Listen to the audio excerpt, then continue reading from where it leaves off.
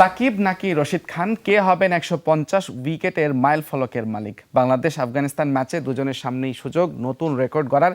সেখানে সাকিবের প্রয়োজন ১ আর রশিদের ২ উইকেট। এই ম্যাচে না থেকেও থাকবেন তামিম ইকবাল, কেননা গেল বছরে আফগানদের বিপক্ষে সিরিজেই অবসর নিয়েছিলেন এই ওপেনার। তাহমিদ অমিদ উইন্ডিজ থেকে জানাচ্ছেন রেকর্ড আর তামিমের কথা। দেড় যুগ ধরে ভালোবাসার নিড়ে এসিআই পিওর সল্ট। বিপক্ষে বাংলাদেশে আরো একটা ম্যাচ, আর সেই ম্যাচে অপেক্ষা করছে নতুন এক রেকর্ড। সাকিব আল হাসান নাকি রশিদ খান, কে হবে ১৫০ উইকেটের মাইল ফলক, কে স্পর্শ করবেন আগে? সেই প্রশ্নের উত্তর দিচ্ছি। তার আগে কথা হচ্ছে আফগানিস্তানের বিপক্ষে ম্যাচ। আরেকটা স্মৃতি মনে পড়ছে, বছর খানেক আগে। ওই কথা কে বা ভুলতে পারে?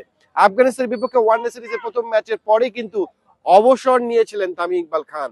যে অবসর ঘটনা কত দূর জল গড়িয়েছে সেটা আমরা জানি। তারপর তিনি ওয়ানডে বিশ্বকাপ থেকেই ছিটকে গিয়েছিলেন, দলে থাকতে পারেননি, কত কিছু হয়েছিল। এবং সেই আফগানিস্তান সিরিজটা শেষ পর্যন্ত বাংলাদেশ ২-১ হেরে গিয়েছিল, কিন্তু সাকিবের নেতৃত্বে টি-20 সিরিজ জিতেছিল।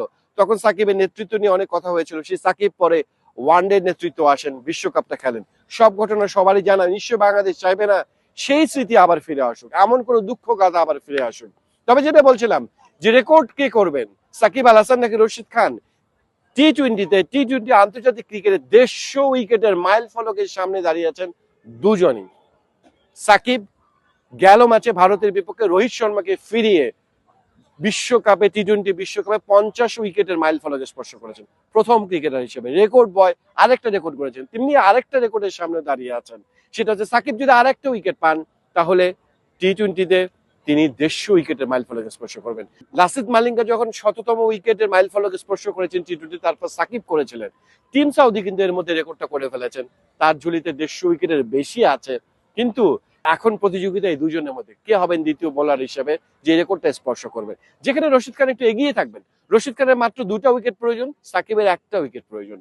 কিন্তু রশিদ খান ফর্মের দিক যদি বিবেচনা, চলতি বিশ্বকাপে ৬টা ম্যাচ খেলে ১০টা উইকেট পেয়েছেন তিনি। সেখানে সাকিব আল হাসান ৪টা ম্যাচে কোনো উইকেটেই পাননি। ২টা ম্যাচে তিনি ৩ উইকেট পেয়েছেন, তিনি ওই রেকর্ডটা করেছেন। তাই সাকিবের জন্য কাজটা একটু কঠিন। তবে সেন্ট ভিনসেন্টের উইকেট কিন্তু দুজনকেই সাহায্য করবে। সেখানে নিশ্চয়ই রশিদ খানও একটু এগিয়ে থাকবে ফর্মের দিক দিয়ে, সবকিছু মিলিয়ে। তবে রশিদ খানের বাইরে এই রেকর্ড যদি সাকিব স্পর্শ করেন, ১৫০টা উইকেট নিয়ে নেন, তাহলে তিনি আরেকটা রেকর্ড করবেন। সেটা কি? সেটা হচ্ছে প্রথম ক্রিকেটার টি-20তে যিনি ১৫০ উইকেট এবং একই সঙ্গে ২৫০০ রান করেছেন, এরকম একমাত্র ক্রিকেটার হয়ে যাবেন সাকিব আল হাসান। তবে রেকর্ডের পাতা উল্টালে কি হবে, নতুন রেকর্ড কি হবে যদি আপনি দলটা না জেতে? নিশ্চিতভাবে আফগানিস্তানের বিপক্ষে ওই তামিম ইকবালের যে স্মৃতি, যে দুঃখ গাথা, এমন কোন দুঃখ গাথা নিশ্চয়ই বাংলাদেশ চাইবে না দলটা সেন্ট ভিনসেন্টে ফিরে আসুক। সাকিব রেকর্ড গড়ুক, বাংলাদেশ জিতুক, নিশ্চয়ই টাইগার ভক্তরা সেটাই চান। Tahmid Omid, Jamuna sports, West Indies.